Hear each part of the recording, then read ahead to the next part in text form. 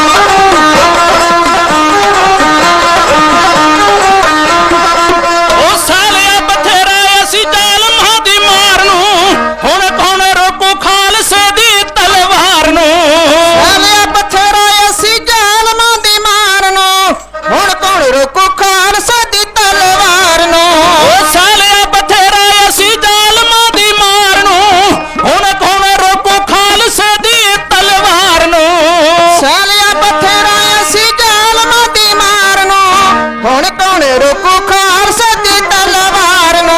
ਪਾਪਾਂ ਵਾਲਾ ਮਿੱਟੀ ਚ ਮਲਾਉ ਖਾਲਸਾ, ਪਾਪਾਂ ਵਾਲਾ ਮਿੱਟੀ ਚ ਮਲਾਉ ਖਾਲਸਾ, ਝੰਡੇ ਦੁਨੀਆ ਤੇ, ਝੰਡੇ ਦੁਨੀਆ ਤੇ ਕੇਸਰੀ ਜਲਾਉ ਖਾਲਸਾ, ਝੰਡੇ ਦੁਨੀਆ ਤੇ ਕੇਸਰੀ ਜਲਾਉ ਖਾਲਸਾ।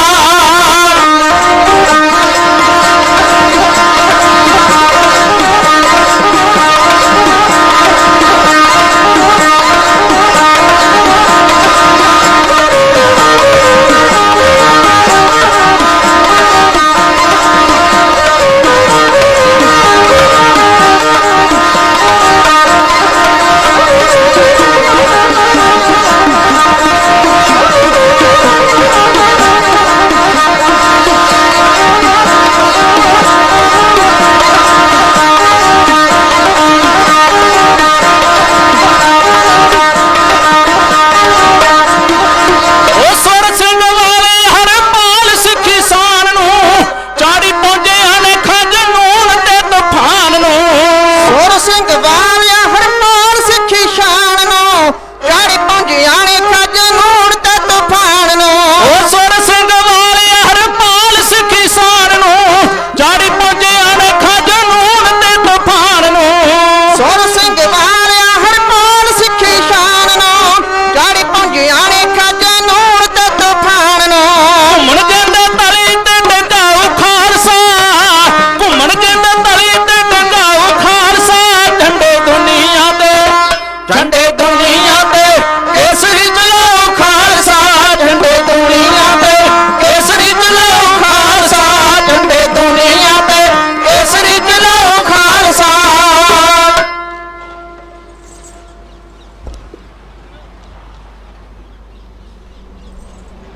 ਕਿਸਾਨ ਮਜ਼ਦੂਰ ਏਕਤਾ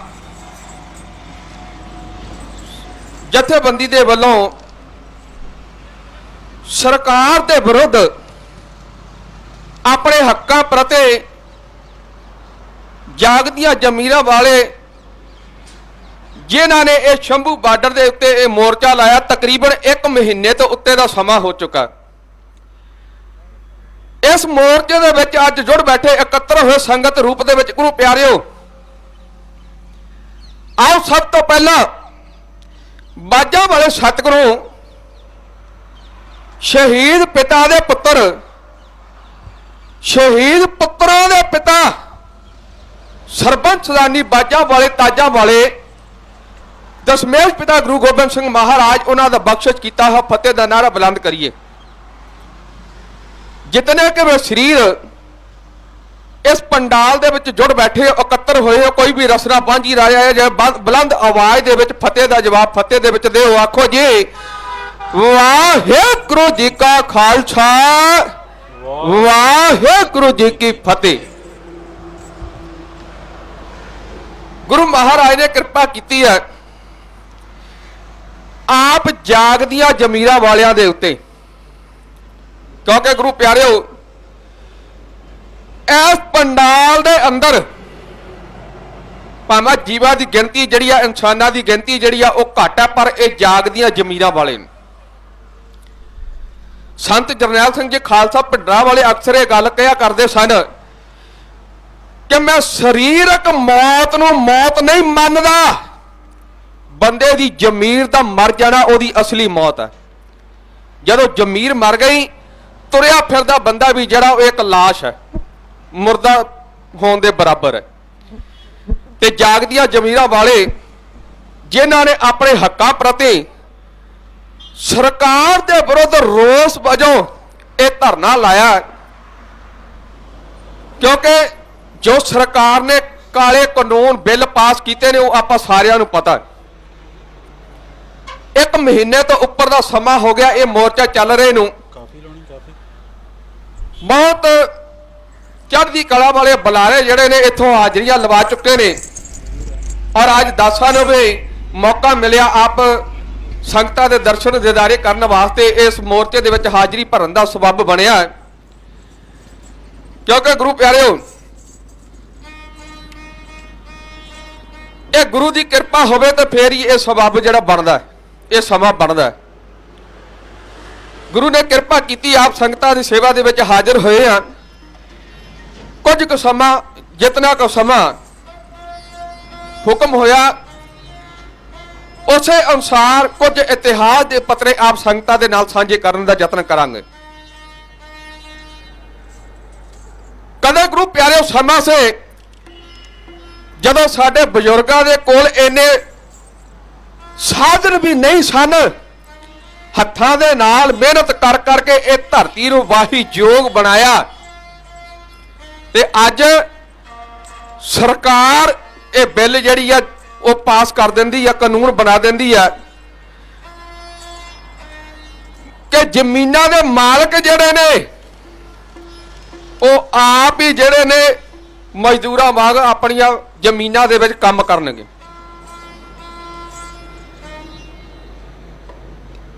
ਇਹ ਕਾਲੇ ਕਾਨੂੰਨ, ਇਹ ਸਰਕਾਰ ਦੀ ਧੱਕੇਸ਼ਾਹੀ ਹੈ। ਤੇ ਗੁਰੂ ਪਿਆਰਿਓ, ਇੱਕ ਕਹਾਵਤ ਹੈ, ਏਕਤਾ ਵਿੱਚ ਬਲ ਹੈ।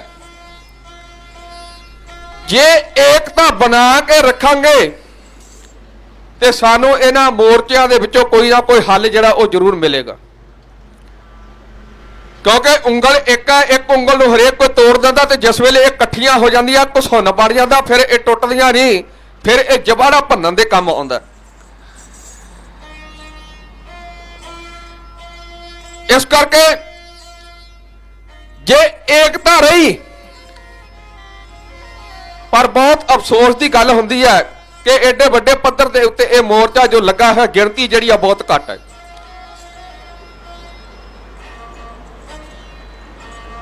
ਕਈ ਤਾਂ ਪਿੰਡਾਂ ਦੇ ਪਿੰਡ ਅਜਿਹੇ ਨੇ ਜਿੱਥੋਂ ਕਦੇ ਕੋਈ ਇੱਕ ਬੰਦਾ ਵੀ ਜਿਹੜਾ ਮੋਰਚਿਆਂ ਦੇ ਵਿੱਚ ਨਹੀਂ ਗਿਆ, ਏਦਾਂ ਦੇ ਪਿੰਡ ਵੀ ਹੈਗੇ ਨੇ।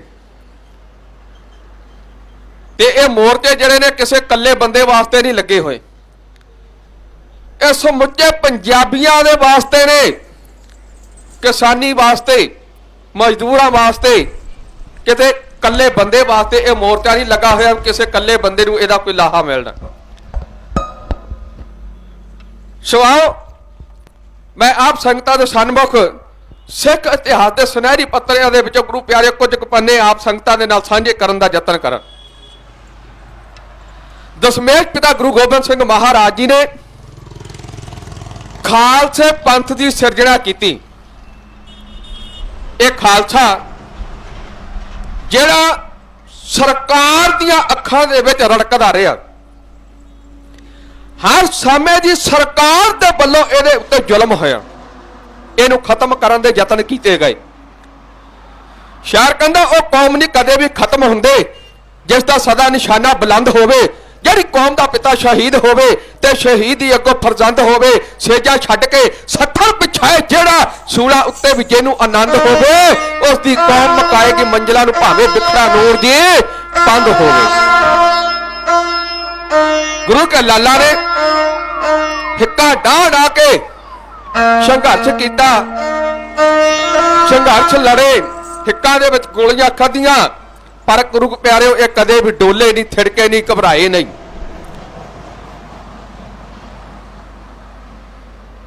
ਸਾਈਂ ਤੁਲਸੀਦਾਸ ਇੱਕ ਗੱਲ ਲਿਖਦਾ, ਉਹ ਕਹਿੰਦਾ ਜਨਨੀ ਜਨਾ ਤੋਂ ਭਗਤ ਜਨ ਕਹਿ ਦਾਤਾ ਕੈ ਸੂਰ ਨਹੀਂ ਤਾਂ ਜਨਨੀ ਬਾਦ ਰਹੇ ਕਾਹੇ ਗਵਾਵੇ ਨੂਰ। ਉਹ ਕਹਿੰਦਾ ਔਰਤ ਜਿਸ ਬੱਚੇ ਨੂੰ ਜਨਮ ਦਿੰਦੀ ਹੈ ਨਾ, ਉਹਦੇ ਵਿੱਚ ਤਿੰਨਾਂ ਗੁਣਾਂ ਦੇ ਵਿੱਚੋਂ ਇੱਕ ਦਾ ਹੋਣਾ ਲਾਜ਼ਮੀ ਹੈ, ਜਾਂ ਉਹ ਦਾਤਾ ਹੋਵੇ, ਜਾਂ ਭਗਤ ਹੋਵੇ, ਜਾਂ ਸੂਰਮਾ ਹੋਵੇ। ਨਹੀਂ ਤੇ ਔਰਤ ਨੂੰ ਆਪਣੀ ਸੁੰਦਰਤਾ, ਬਿਊਟੀ ਖਰਾਬ ਨਹੀਂ ਕਰਨੀ ਚਾਹੀਦੀ। ਤੇ ਅੱਜ ਆ ਮੋਰਚੇ ਦੇ ਵਿੱਚ ਆਪ ਵੀ ਜਿੰਨੇ ਕੁ ਗਿਣਤੀ ਦੇ ਵਿੱਚ ਇਕੱਤਰ ਹੋਏ ਜੁੜ ਬੈਠੇ ਹੋ, ਤੁਸੀਂ ਵੀ ਸੂਰਮਤਾਈ ਦੇ ਨਾਲੋਂ ਘੱਟ ਨਹੀਂ, ਕਿਸੇ ਸੂਰਮੇ ਦੇ ਨਾਲੋਂ ਘੱਟ ਨਹੀਂ। ਕਿਉਂਕਿ ਆਪਣੇ ਹੱਕਾਂ ਦੇ ਲਈ ਸੁਚੇਤ ਹੋਣਾ, ਆਪਣੇ ਹੱਕਾਂ ਵਾਸਤੇ ਸੰਘਰਸ਼ ਕਰਨਾ, ਇਹ ਵੀ ਇੱਕ ਸੂਰਮਤਾਈ ਦੀ ਨਿਸ਼ਾਨੀ ਹੈ। ਜਿਹਦੀ ਜ਼ਮੀਰ ਮਰ ਚੁੱਕੀ ਹੋਵੇ ਉਹਨੇ ਆਪਣੇ ਹੱਕਾਂ ਪ੍ਰਤੀ ਕੀ ਲੜਨਾ। ਇਹ ਜਾਗਦੀਆਂ ਜ਼ਮੀਰਾਂ ਵਾਲੇ ਸੂਰਮਤਾਈ ਹੈ ਜਿਨ੍ਹਾਂ ਦੇ ਵਿੱਚ ਹੈ, ਇਹ ਮੋਰਚੇ ਵੀ ਉਹੀ ਲੜ ਸਕਦੇ ਨੇ। ਖੈਰ ਗੁਰੂ ਪਿਆਰਿਓ, 1738 ਦੇ ਵਿੱਚ ਨਾਦਰ ਨੇ ਦਿੱਲੀ ਦੇ ਉੱਤੇ ਹਮਲਾ ਕੀਤਾ। 5 ਮਈ 1739 ਈਸਵੀ ਨੂੰ ਇਹ ਦਿੱਲੀ ਨੂੰ ਲੁੱਟ ਕੇ ਵਾਪਸ ਮੁੜਿਆ। ਅੱਗੋਂ ਗੁਰੂ ਕੇ ਖਾਲਸੇ ਨੇ ਆ ਦਰਸ਼ਨ ਦਿੱਤੇ। ਰਾਤ ਸਮੇਂ ਨਾਦਰ ਦੀਆਂ ਫੌਜਾਂ ਦੇ ਉੱਤੇ ਹਮਲਾ ਕਰਨਾ, ਉਹਦੇ ਕੋਲ ਲੁੱਟ ਦਾ ਮਾਲ ਵਾਪਸ ਕਰਵਾਉਣਾ, ਹਿੱਸਾ ਵੰਡਾਉਣਾ, ਔਰ ਦਿਨ ਚੜ੍ਹਨ ਤੋਂ ਪਹਿਲਾਂ ਖਾਲਸੇ ਨੇ ਪਹਾੜਾਂ ਤੇ ਜਾ ਚੜ੍ਹਨਾ, ਜੰਗਲਾਂ ਵਿੱਚ ਜਾ ਵੜਨਾ। ਇਸ ਤਰ੍ਹਾਂ ਲਾਹੌਰ ਤੱਕ ਇਸ ਦਾ ਪਿੱਛਾ ਕੀਤਾ ਗਿਆ। ਈਰਾਨ ਅਫਗਾਨਿਸਤਾਨ ਨੂੰ ਫਤਿਹ ਕਰਨ ਵਾਲਾ ਨਾਦਰ ਪੰਜਾਬ ਦੇ ਮੁੱਠੀ ਭਰ ਸਿੱਖਾਂ ਦੇ ਹੱਥੋਂ ਘਬਰਾ ਉੱਠਿਆ। ਇਸ ਨੇ ਲਾਹੌਰ ਪਹੁੰਚ ਕੇ ਲਾਹੌਰ ਦਾ ਰਾਜਪਾਲ ਸੂਬੇਦਾਰ ਜ਼ਕਰੀਆ ਖਾਨ ਜਿਹਦੇ ਅੱਗੇ ਸਵਾਲ ਕੀਤਾ, ਕਹਿਣ ਲੱਗਾ, ਜ਼ਕਰੀਆ ਖਾਨ ਬੋਲ, ਇਹ ਕਿਹੜੀ ਕੌਮ ਹੈ ਜਿਹਨੇ ਮੈਨੂੰ ਲੁੱਟਿਆ? ਮੈਂ ਇਸ ਕੌਮ ਦਾ ਮਲੀਆ ਮੇਟ ਕਰਕੇ ਰੱਖ ਦਿਆਂਗਾ। ਬੋਲ, ਇਹ ਖਾਂਦੇ ਪੀਂਦੇ ਕੀ ਨੇ, ਇਹਨਾਂ ਦੇ ਘਰ ਕਿੱਥੇ ਨੇ, ਇਹ ਰਹਿੰਦੇ ਕਿੱਥੇ ਨੇ, ਇਹਨਾਂ ਦੀ ਤਸਵੀਰ ਕਿਹੋ ਜਿਹੀ ਹੈ? ਲਾਹੌਰ ਦਾ ਸੂਬੇਦਾਰ ਜ਼ਕਰੀਆ ਖਾਨ ਹੱਸਿਆ, ਕਹਿਣ ਲੱਗਾ, ਬਾਦਸ਼ਾਹ ਕੁਝ ਨਾ ਪੁੱਛ, ਇਸ ਕੌਮ ਨੂੰ ਲੋਕੀ ਕਹਿੰਦੇ ਨੇ ਖਾਲਸਾ। ਇਹਨਾਂ ਦਾ ਵੱਡਾ ਪੀਰ ਹੋਇਆ ਗੁਰੂ ਨਾਨਕ ਦੇਵ। ਇਹਨਾਂ ਦੇ ਪੰਜਵੇਂ ਪੀਰ ਨੂੰ ਤੱਤੀਆਂ ਤਵੀਆਂ ਦੇ ਉੱਤੇ ਬਿਠਾ ਕੇ ਸ਼ਹੀਦ ਕੀਤਾ ਗਿਆ। ਇਹਨਾਂ ਦੇ 9ਵੇਂ ਪੀਰ ਨੂੰ ਦਿੱਲੀ ਦੇ ਵਿੱਚ ਸ਼ਹੀਦ ਕੀਤਾ ਗਿਆ। ਇਹਨਾਂ ਦੇ 10ਵੇਂ ਪੀਰ ਦੇ ਵੱਡੇ ਬੱਚੇ ਚਮਕੌਰ ਦੇ ਵਿੱਚ ਮਾਰੇ ਗਏ। ਛੋਟੇ ਸਰਹੰਦ ਦੀਆਂ ਨੀਹਾਂ ਦੇ ਵਿੱਚ ਚੜ ਕੇ ਸ਼ਹੀਦ ਕੀਤੇ ਗਏ। ਇਹ ਢੀਠ ਇਹਨੇ ਨੇ ਫਿਰ ਵੀ ਕਹਿੰਦੇ ਨੇ ਰਾਜ ਕਰੇਗਾ ਖਾਲਸਾ। ਉਹ ਕਹਿੰਦਾ ਇਹਨਾਂ ਦਾ ਇੱਕ ਵੱਡਾ ਲੀਡਰ ਹੋਇਆ ਬੰਦਾ ਸਿੰਘ ਬਹਾਦਰ, ਜਿਹੜਾ 19 ਜੂਨ 1716 ਨੂੰ ਬਾਦਸ਼ਾਹ ਫਰਖਸੀਰ ਦੇ ਹੁਕਮਾਂ ਦੇ ਨਾਲ ਦਿੱਲੀ ਦੇ ਵਿੱਚ ਸ਼ਹੀਦ ਕੀਤਾ ਗਿਆ। ਇਹਨਾਂ ਦੇ ਬੰਦ ਕੱਟੇ ਗਏ, ਇਹਨਾਂ ਨੂੰ ਭੱਠੀਆਂ 'ਚ ਝੋਕਿਆ ਗਿਆ, ਇਹਨਾਂ ਨੂੰ ਆਰਿਆਂ ਨਾਲ ਚੀਰਿਆ ਗਿਆ, ਇਹਨਾਂ ਨੂੰ ਉੱਬਲਦੀਆਂ ਦੇਗਾਂ ਦੇ ਵਿੱਚ ਉਬਾਲਿਆ ਗਿਆ, ਇਹਨਾਂ ਨੂੰ ਚਰਖੜੀਆਂ ਦੇ ਉੱਤੇ ਚਾੜਿਆ ਗਿਆ। ਇਹ ਢੀਠ ਇਹਨੇ ਨੇ ਫਿਰ ਵੀ ਕਹਿੰਦੇ ਨੇ ਰਾਜ ਕਰੇਗਾ ਖਾਲਸਾ। ਨਾਦਰ ਪੁੱਛਦਾ, ਇਹ ਰਹਿੰਦੇ ਕਿੱਥੇ ਨੇ? ਕਹਿਣ ਲੱਗਾ, ਰਹਿੰਦੇ ਨੇ ਜੰਗਲਾਂ ਪਹਾੜਾਂ ਦੇ ਵਿੱਚ। ਉਹ ਕਹਿੰਦਾ, ਇਹਨਾਂ ਦੇ ਘਰ ਕਿੱਥੇ ਨੇ? ਕਹਿਣ ਲੱਗਾ, ਘੋੜਿਆਂ ਦੀਆਂ ਕਾਠੀਆਂ ਤੇ। ਹਜ਼ਾਰ ਮੀਲ ਸਫ਼ਰ ਕਰ ਜਾਂਦੇ ਨੇ ਫਿਰ ਵੀ ਨਹੀਂ ਥੱਕਦੇ। ਨਾਦਰ ਕਹਿੰਦਾ, ਖਾਂਦੇ ਪੀਂਦੇ ਕੀ ਨੇ? ਕਹਿਣ ਲੱਗਾ, ਖਾਂਦੇ ਨੇ ਗਾਜਰਾਂ, ਮੂਲੀਆਂ, ਸ਼ਲਗਮ, ਡੇਲੇ, ਬਾਟੇ, ਦਰਖਤਾਂ ਦੇ ਪੱਤੇ ਖਾ ਕੇ ਗੁਜ਼ਾਰਾ ਕਰਦੇ ਨੇ। ਉਹ ਕਹਿੰਦਾ, ਇਹਨਾਂ ਦੀ ਤਸਵੀਰ, ਇਹਨਾਂ ਦਾ ਸੁਭਾਅ ਕਿਹੋ ਜਿਹਾ? ਕਹਿਣ ਲੱਗਾ, ਇਹ ਆਪਣੇ ਆਪ ਨੂੰ ਕਹਿੰਦੇ ਨੇ ਅਕਾਲ ਪੁਰਖ ਵਾਹਿਗੁਰੂ ਦਾ ਖਾਲਸਾ, ਤੇ ਦੂਜਿਆਂ ਨੂੰ ਕਹਿੰਦੇ ਨੇ ਸਭ ਦਬਲੂ ਕੁਸੜੂ 84 ਦਾ ਮਾਲ ਇਕੱਠਾ ਕੀਤਾ ਹੋਇਆ। ਇੰਨੀ ਸੁਣ ਕੇ ਨਾਦਰ ਹੱਸਿਆ, ਕਹਿਣ ਲੱਗਾ, ਜੇ ਇਹ ਕੌਮ ਠੀਕ ਇਹੋ ਜਿਹੀ ਹੈ, ਕਿਸੇ ਦਿਨ ਨੂੰ ਪੰਜਾਬ ਦੇ ਉੱਤੇ ਰਾਜ ਕਰੇਗੀ। ਹੁਣ ਇੰਨੀਆਂ ਗੱਲਾਂ ਕਰਕੇ ਨਾਦਰ ਆਪਣੀ ਵਲਾਇਤ ਨੂੰ ਮੁੜ ਗਿਆ। ਲਾਹੌਰ ਦਾ ਸੂਬੇਦਾਰ ਜ਼ਕਰੀਆ ਖਾਨ ਜਿਹਨੂੰ ਅੱਗ ਲੱਗ ਉੱਠੀ, ਉਹਨੇ ਸੋਚਿਆ ਵੀ ਮੈਨੂੰ ਕਿਸੇ ਨੇ ਅਬਦੁਲ ਸਮਦ ਖਾਨ ਦਾ ਪੁੱਤਰ ਨਹੀਂ ਕਹਿਣਾ ਜੇ ਮੈਂ ਸਿੱਖਾਂ ਦਾ ਖੁਰਾ ਖੋਜ ਨਾ ਮਟਾਇਆ। ਉਸਨੇ ਐਲਾਨ ਕਰ ਦਿੱਤਾ, ਜਿਹੜਾ ਸਿੱਖ ਦੀ 10 ਪਾਏ ਉਸ ਨੂੰ 25 ਰੁਪਏ ਇਨਾਮ, ਜਿਹੜਾ ਸਿੱਖ ਨੂੰ ਮਾਰ ਕੇ ਲਿਆਏ ਉਸ ਨੂੰ 50 ਰੁਪਏ ਇਨਾਮ, ਜਿਹੜਾ ਸਿੱਖ ਨੂੰ ਜਿਉਂਦੇ ਨੂੰ ਫੜ ਲਿਆਵੇ ਉਸ ਨੂੰ 80 ਰੁਪਏ ਇਨਾਮ, ਜਿਹੜਾ ਸਿੱਖ ਦਾ ਘਰ ਲੁੱਟ ਲਵੇ ਉਸ ਨੂੰ ਲੁੱਟ ਮੁਆਫ, ਜਿਹੜਾ ਕਤਲ ਕਰ ਦੇਵੇ ਉਸ ਨੂੰ ਖੂਨ ਮੁਆਫ, ਜਿਹੜਾ ਪਤਾ ਹੁੰਦਿਆਂ ਸੁਣਦਿਆਂ ਵੀ ਖਬਰ ਨਾ ਦੇਵੇ, ਸਿੰਘਾਂ ਨੂੰ ਪਨਾਹ ਦੇਵੇ, ਉਸ ਨੂੰ ਸਜ਼ਾਏ ਮੌਤ। ਐਲਾਨ ਹੋਣ ਦੀ ਦੇਰ ਸੇ ਪੰਜਾਬ ਦਾ ਪੱਤਾ ਪੱਤਾ ਖਾਲਸੇ ਦਾ ਬੈਰੀ ਬਣ ਗਿਆ। शयाद ने जब आग दी अशियाने को मेरे तकिया जिन पे था वो ही पत्ते हवा देने लगे। अपने बेगाने बन गए, कईयां ने डायरियां दित्तियां, सिंघां नूं पकड़ाया। और गुरु प्यारिओ सरकार दा कहर जिहड़ा सी खालसे दे उपर टुट पिया। शायर कहंदा जद ईस्वी सन 1700 चढ़ पिया अठत्ते, मुगलों की सरकार सी हो गई कपत्ते। जब कूए बांगर जालमा हर परजा कत्ते, जब हिंदिया की पंजाब चो गुल हो गई बत्ते। बई शर्मे आ सरकार विच ना रह गया रत्ते, ना पौड़े देवी देवते, ना भैरो जत्ते। इत्थे रहा ना धक्के शाही दा कोई ओढ़क बन्ना, सो चुक ले जांदे घरां चों कुड़ियां ते रन्ना, चुन चुन के सिंह मरवाउंदे खुश करन तमन्ना। कई मारे चरखी चाड़ के दुख बन सवन्ना। अज रंगला देता खून नाल इतिहास दा पन्ना, एक बारी सारा पंथ से हो गया चुकन्ना। सब खाली हो गए पिंड शहर लुधियाना खन्ना, सिंह जंगलों विच दिन कटदे पा कच्छ घटना। उत्थे खाण नूं गाजर मूलियां, चोपन नूं गन्ना, ना लभे मंजा बेतरा, ना थाली छन्ना। जद लिखदे ने इतिहासकार गल किवें ना मन्ना, नहीं रिसिया तेरियां जग ते ओ पंजाबी चन्ना। वो एक बार लाहौर सरकार की शक्ति का जोर गुरु गोबिंद सिंह महाराज के खालसे के उपर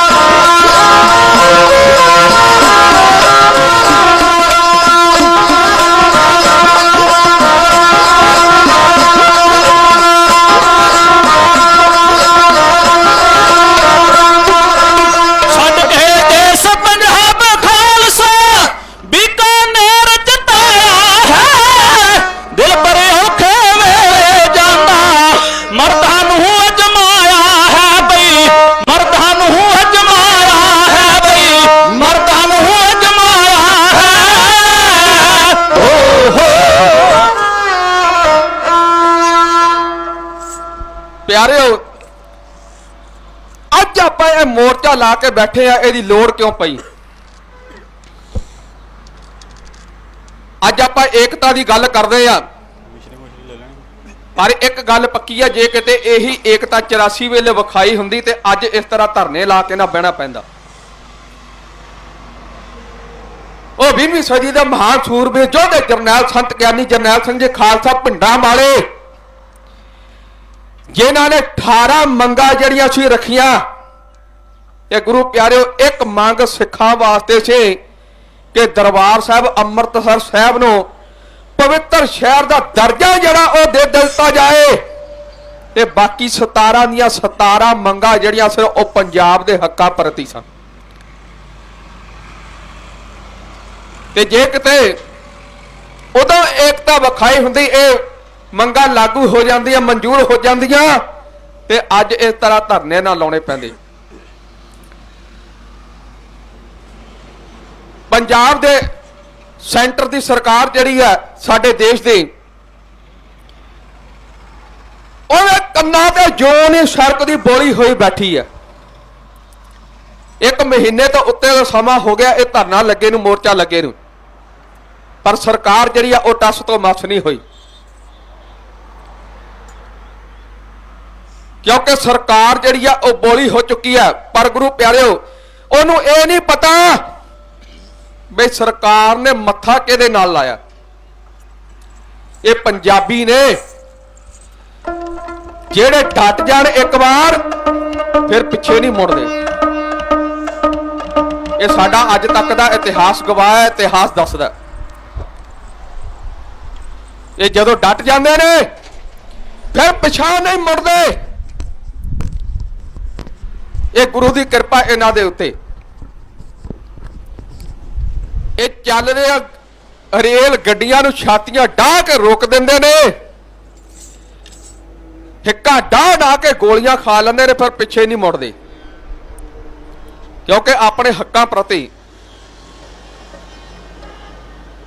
ਤੇ ਹੱਕ ਜਿਹੜੇ ਨੇ ਉਹ ਸੰਘਰਸ਼ ਕਰਕੇ ਮਿਲਦੇ ਨੇ। ਤੇ ਜੇ ਕਹੀਏ ਮੰਗਿਆ ਹੱਕ ਮਿਲ ਜਾਣ, ਮੰਗਿਆ ਹੱਕ ਨਹੀਂ ਮਿਲਦੇ, ਮੰਗਿਆ ਭੀਖ ਮਿਲਦੀ ਹੈ। ਅੱਜ ਆਪਣੇ ਹੱਕਾਂ ਪ੍ਰਤੀ ਇਹ ਸੰਘਰਸ਼ ਦੇ ਵਿੱਚ ਇਕੱਤਰ ਹੋਏ ਆ, ਤੁਸੀਂ ਸਾਰਿਆਂ ਦਾ ਧੰਨਵਾਦ ਹੈ। ਮੈਂ ਗੱਲ ਕਰ ਰਿਹਾ ਸੀ, ਲਾਹੌਰ ਦੀ ਸਰਕਾਰ ਜਿਹਨੇ ਸਿੱਖਾਂ ਦੇ ਸਿਰਾਂ ਦੇ ਮੁੱਲ ਰੱਖ ਦਿੱਤੇ ਵੀ ਇਹਨੂੰ ਖਤਮ ਕਰਨਾ ਹੈ। ਪਰ ਗੁਰੂ ਪਿਆਰਿਓ, ਬੜਾ ਕਹਿ ਢਾਇਆ ਇਸ ਕੌਮ ਦੇ ਉੱਤੇ। ਦੂਰ ਦੂਰ ਤੱਕ ਜਿੱਥੇ ਕੋਈ ਮਾਝੇ ਦੇ ਵਿੱਚ ਸਿੱਖ ਨਜ਼ਰ ਆਇਆ, ਉਸ ਨੂੰ ਸ਼ਹੀਦ ਕਰ ਦਿੱਤਾ ਗਿਆ, ਮੌਤ ਦੇ ਘਾਟ ਉਤਾਰ ਦਿੱਤਾ ਗਿਆ। ਉਹਨਾਂ ਦੇ ਸਿਰ ਵੱਢ ਕੇ ਚੌਧਰੀਆਂ ਦੇ ਵੱਲੋਂ ਲਾਹੌਰ ਦਰਬਾਰ ਦੇ ਵਿੱਚ ਜਾ ਕੇ ਪੇਸ਼ ਕੀਤੇ ਗਏ ਤੇ ਜ਼ਕਰੀਆ ਖਾਨ ਦੇ ਕੋਲੋਂ ਇਨਾਮ ਪ੍ਰਾਪਤ ਕੀਤੇ ਗਏ। ਇਸ ਤਰ੍ਹਾਂ ਦਾ ਸਮਾਂ ਵੀ ਇਸ ਕੌਮ ਦੇ ਉੱਤੇ ਆਇਆ। ਫਿਰ ਵੀ ਗੁਰੂ ਦੀ ਕਿਰਪਾ ਇਸ ਕੌਮ ਦੇ ਉੱਤੇ ਕਿ ਇਹ ਕੌਮ ਉਸ ਵੇਲੇ ਵੀ ਗੁਰੂ ਪਿਆਰੇ ਡੋਲੀ ਨਹੀਂ ਥਿੜਕੇ ਨੇ, ਡਟ ਕੇ ਇਹਨੇ ਜ਼ਬਰ ਦਾ ਮੁਕਾਬਲਾ ਜਿਹੜਾ ਉਹ ਸਬਰ ਦੇ ਨਾਲ ਕੀਤਾ।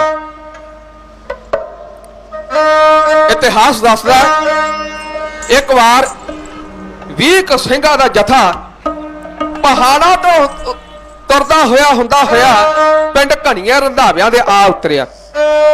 ਉਸ ਇਲਾਕੇ ਦਾ ਚੌਧਰੀ ਸ਼੍ਰੀਰਾਮਾ ਰੰਧਾਵਾ, ਉਸ ਨੂੰ ਪਤਾ ਲੱਗਾ ਫੌਜ ਲੈ ਕੇ ਚੜ੍ਹਾਈ ਕਰਕੇ ਆ ਗਿਆ। ਸਿੰਘ ਮੁਕਾਬਲਾ ਕਰਦੇ ਹੋਏ ਸ਼ਹੀਦ ਹੋ ਗਏ, ਸ਼ਹੀਦੀਆਂ ਪ੍ਰਾਪਤ ਕਰ ਗਏ ਤੇ ਉਹਨਾਂ ਦੇ ਸਿਰ ਵੱਢ ਕੇ ਚੌਧਰੀ ਰਾਮੇ ਰੰਧਾਵੇ ਨੇ ਲਾਹੌਰ ਦਰਬਾਰ ਦੇ ਵਿੱਚ ਜਾ ਕੇ ਪੇਸ਼ ਕੀਤੇ ਤੇ ਇਨਾਮ ਪ੍ਰਾਪਤ ਕੀਤੇ। ਇਸ ਤਰ੍ਹਾਂ ਦਾ ਸਮਾਂ ਵੀ ਆਇਆ। ਗੁਰਬਾਣੀ ਦਾ ਵਾਕਾ ਵਕਤ ਵਿਚਾਰੇ ਸੋ ਬੰਦਾ ਹੋਏ। ਸਮੇਂ ਦੀ ਨਿਜਾਕਤ ਨੂੰ ਪਛਾਣਨਾ ਹਰ ਬੰਦੇ ਦਾ ਮੁੱਖ ਫਰਜ਼ ਬਣਦਾ ਹੈ।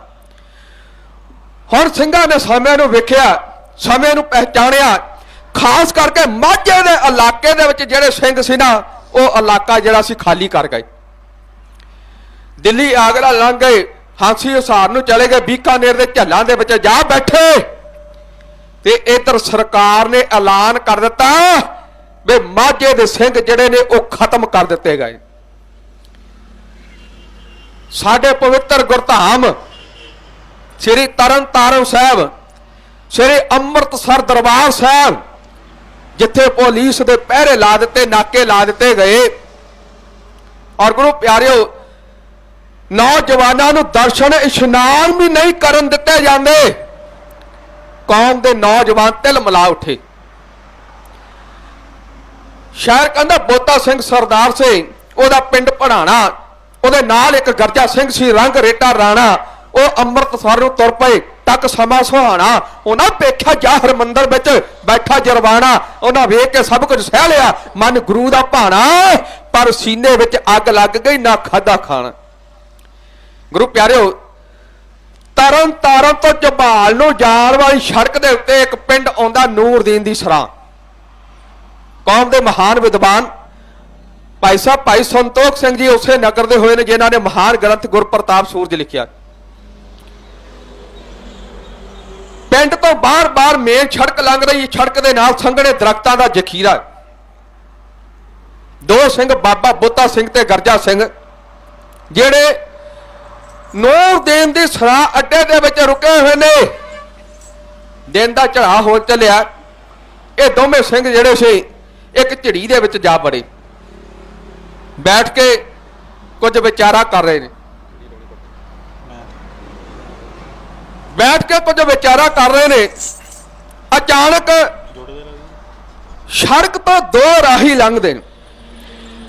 ਇੱਕ ਦੀ ਨਿਗਾਹ ਬਾਬਾ ਬੋਤਾ ਸਿੰਘ ਦੇ ਦਮਾਲੇ ਦੇ ਉੱਤੇ ਜਾ ਪਈ। ਉਹਨੇ ਨਾਲ ਦੇ ਨੂੰ ਆਵਾਜ਼ ਮਾਰੀ, ਕਹਿੰਦਾ ਧਣੀ ਰਾਮਾ, ਮੈਨੂੰ ਸ਼ੱਕ ਹੈ ਆਹ ਸਾਹਮਣੇ ਝਿੜੀ ਦੇ ਵਿੱਚ ਸਿੰਘ ਬੈਠੇ ਨੇ। ਉਹ ਕਹਿੰਦਾ ਸਿੰਘ ਤੇ ਸਰਕਾਰ ਕਹਿੰਦੀ ਖਤਮ ਕਰ ਦਿੱਤੇ ਗਏ ਨੇ।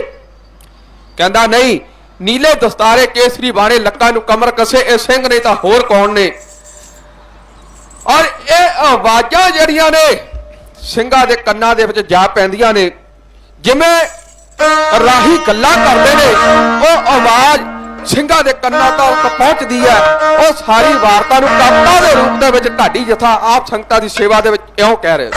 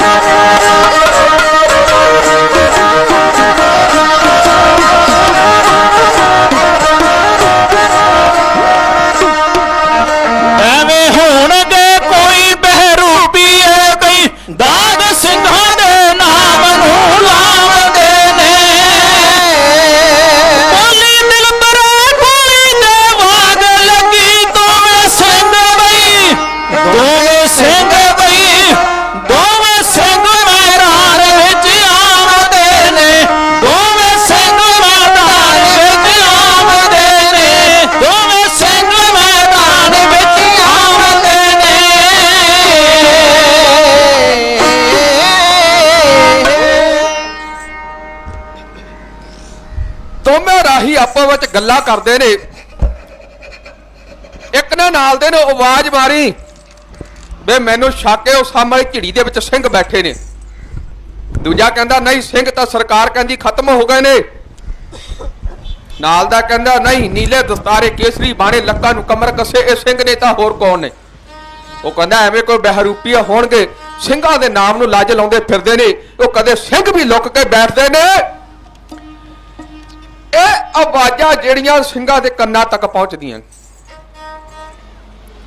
ਕਈ ਵਾਰ ਕਈ ਗੱਲਾਂ ਗੁਰੂ ਪਿਆਰਿਓ ਕਹਿਣ ਸੁਣਨ ਦੇ ਵਿੱਚ ਬੜੀਆਂ ਸਧਾਰਨ ਹੁੰਦੀਆਂ ਨੇ ਪਰ ਉਹਨਾਂ ਦੇ ਅਰਥ ਜਿਹੜੇ ਨੇ ਉਹ ਬੜੇ ਡੂੰਘੇ ਨਿਕਲਦੇ। ਹੁਣ ਰਾਹੀਆਂ ਨੇ ਗੱਲ ਜਿਹੜੀ ਆ ਉਹ ਸਧਾਰਨ ਕੀਤੀ ਆਪੋ ਵਿੱਚ। ਇੱਕ ਨੇ ਨਾਲ ਦੇ ਨੂੰ ਕਿਹਾ ਵੀ ਉਹ ਸਿੰਘ ਬੈਠੇ ਨੇ। ਦੂਜਾ ਕਹਿੰਦਾ ਨਹੀਂ ਸਿੰਘ ਸਰਕਾਰ ਕਹਿੰਦੀ ਖਤਮ ਹੋ ਗਏ ਨੇ।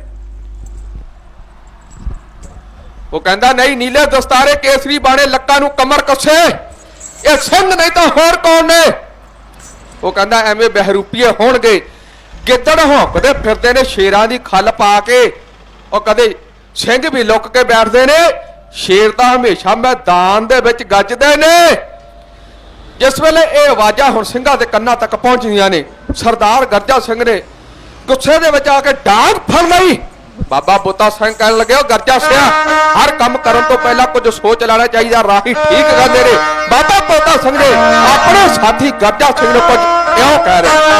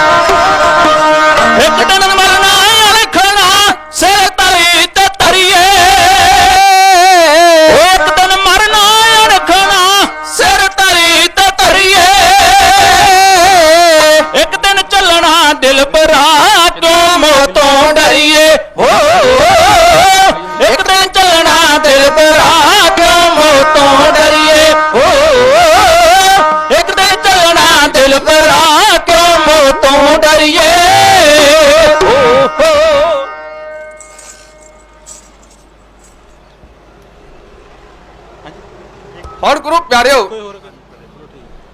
ਵਾਰ ਲਾ ਬਾਬਾ ਬੋਤਾ ਸਿੰਘ ਜੀ ਜਿਨ੍ਹਾਂ ਨੇ ਆਪਣੇ ਸਾਥੀ ਗਰਜਾ ਸਿੰਘ ਨੂੰ ਕਿਹਾ ਵੀਰ ਗਰਜਾ ਸਿਆ ਹਰ ਕੰਮ ਕਰਨ ਤੋਂ ਪਹਿਲਾਂ ਕੁਝ ਸੋਚ ਲੈਣਾ ਚਾਹੀਦਾ। ਰਾਹੀ ਠੀਕ ਕਹਿ ਰਹੇ।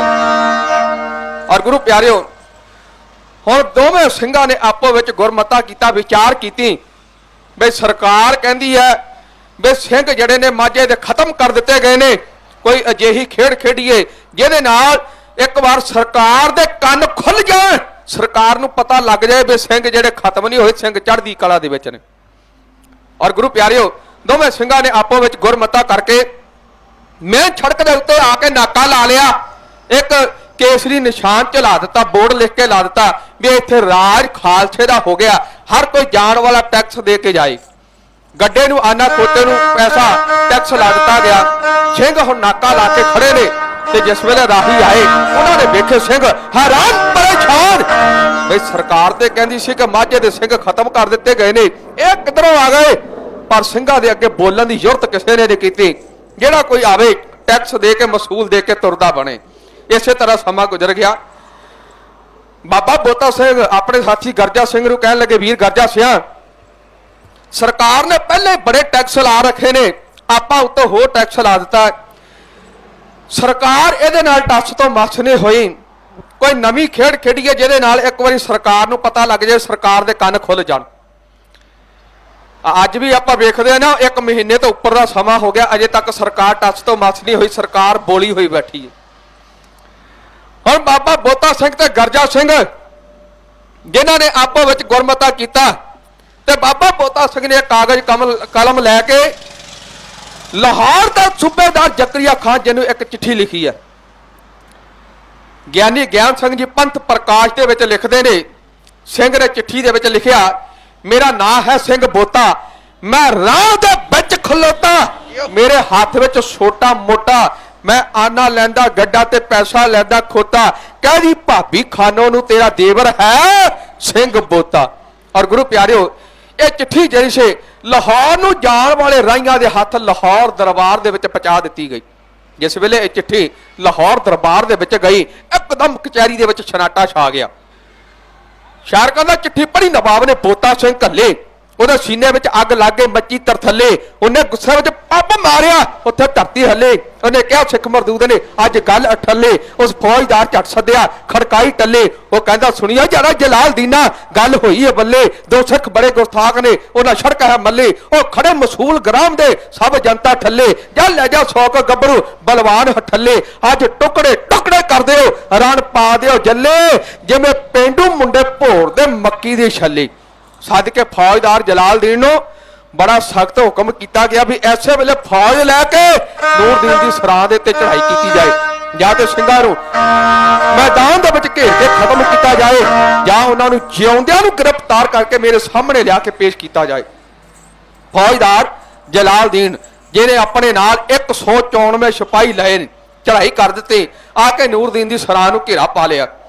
ਔਰ ਫੌਜਦਾਰ ਸਿੰਘਾਂ ਨੂੰ ਬੰਗਾਰਦਾ, ਕਹਿੰਦਾ ਬੋਤਾ ਸਿਆ ਤੁਸੀਂ 2 ਜਣੇ ਹੋ ਤੇ ਅਸੀਂ 100 ਦੀ ਗਿਣਤੀ ਦੇ ਵਿੱਚ ਆ, ਐਵੇਂ ਜਾਨਾਂ ਨਾ ਗਵਾਓ, ਸਾਡੇ ਨਾਲ ਲੜ ਕੇ ਤੁਸੀਂ ਜਿੱਤ ਨਹੀਂ ਸਕਦੇ, ਹਥਿਆਰ ਸੁੱਟਦੇ ਹੋ, ਮਾਫੀ ਮੰਗ ਲਓ, ਮੈਂ ਤੁਹਾਡੀ ਗਲਤੀ ਦੀ ਮਾਫੀ ਲਾਹੌਰ ਸਰਕਾਰ ਦੇ ਕੋਲੋਂ ਲੈ ਦਿਆਂਗਾ।